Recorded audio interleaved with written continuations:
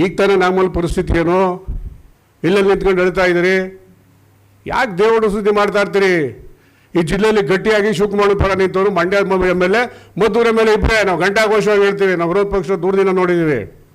ನೀವೆಲ್ಲ ಔಸ್ಕೊಂಡಿದ್ದೀರಿ. ಎಲ್ಲಿ ಮಾತಾಡ್ಬಿಟ್ರೆ ಬೆಳಗ್ಗೆ ಸಿದ್ದರಾಮಯ್ಯ ಕಿತ್ತಾಕ್ಬಿಡೋಣ ಅಂತ.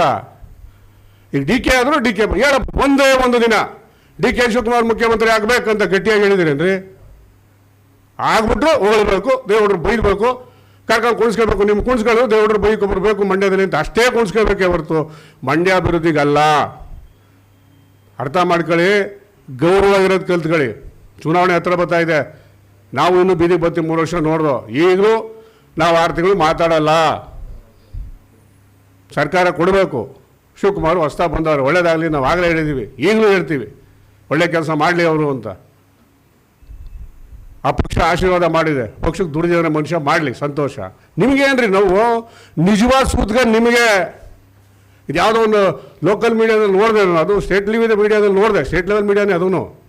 ಆಗಲೇ ವೈಭವೀಕರಿಸ್ಕೊತಾ ಇದ್ದೀರಿ ನೀವು. ಒಕ್ಕಲಿಗ ನಾಯಕ ಈ ಭಾಗದಲ್ಲಿ ಹಳೆ ಮೈಸೂರಲ್ಲಿ ಶಿವಕುಮಾರ್ ತೆಗೆದು ಇವರನ್ನೇ ಕಟ್ಟಿಬಿಡ್ತಾರೆ, ನೀವೇ ಬರ್ಸ್ಕೊತಾ ಇದ್ದೀರಿ. ಶಿವಕುಮಾರ್ನ ಕಿವಿ ಸೂರ್ಯಕಾಂತ್ ಮುಡ್ಕೊಂಡಿದ್ದಾರೆ, ನೀವು ಮುಂದೆ ಬಿಟ್ಬಿಡೋಕ್ಕೆ. ಅವ್ರಿಗೆ ಗೊತ್ತಿದೆ ಯಾರ್ಯಾರು ನೆಲೆಯಲ್ಲಿ ಹೆಂಗಿರಬೇಕು, ಯಾರ್ಯಾರು ಯಾವತ್ತು ಏನು ಮಾಡೋರು. ನಿಮ್ಮನ್ನು ಬಿಡೋಲ್ಲ, ಇಟ್ಕೊಂಡು ಹೋಯ್ತಾರೆ ಜೊತೆಲಿ, ಬೇಕು ಬಿಟ್ಬಿಡಲ್ಲ. ಅವ್ರೂ ಗೌರವಾಗಿರಿ, ಹಿಂದೆ ಇರಿ. ನಿಮ್ಮ ಪಕ್ಷ ನೀವು ಕಟ್ಕೊಳ್ಳಿ, ನಿಮ್ಮ ಪಕ್ಷ ಹೆಂಗಾರ ಬೆಳೆಸ್ಕೊಳ್ಳಿ. ಅದು ನಿಮ್ಮ ಪಕ್ಷ, ನಿಮ್ಮ ಪಕ್ಷ ಅಲ್ವೇ ಅಲ್ಲ ಅದು. ನೀವು ಇಲ್ಲಿಂದ ಅಲ್ಲಿಗೆ ಗಂಜಿ ಕೇಂದ್ರಕ್ಕೆ ಹೋಗಿರೋ ನೀವು. ಗಂಜಿ ಕೇಂದ್ರ ನಿಂತ್ಕೊಂಡು ಇಷ್ಟೆಲ್ಲ ಮಾತಾಡ್ತೀರಲ್ಲ. ಈ ಪಕ್ಷ ಕಟ್ಟಿ ಬೆಳೆಸಿದವ್ರು ನೋವಾಗಲ್ಲೇನ್ರಿ? ಇಲ್ಲೇ ಇದ್ದವ್ರು ನೀವು. ದಯಮಾಡಿ ನಾಲ್ಗೆನ ಬಿಗಿಯಾಗಿ ಇಟ್ಕೊಂಡು ರಾಜಕಾರಣ ಮಾಡೋದು ಕಲ್ತ್ಕೊಳ್ಳಿ. ಚೌರಾಸ್ವಾಮಿ ಅವರೇ, ನಿಮಗೆ ಶೋಭೆ ತರಲ್ಲ, ಇದು ಒಳ್ಳೆಯದಲ್ಲ. ಇದು ಮುಂದಿನ ಪೀಳಿಗೆ ಒಳ್ಳೆಯದಾಗಲ್ಲ. ಜನ ಕ್ಷಮಿಸಲ್ಲ ನಿಮ್ಮನ್ನ.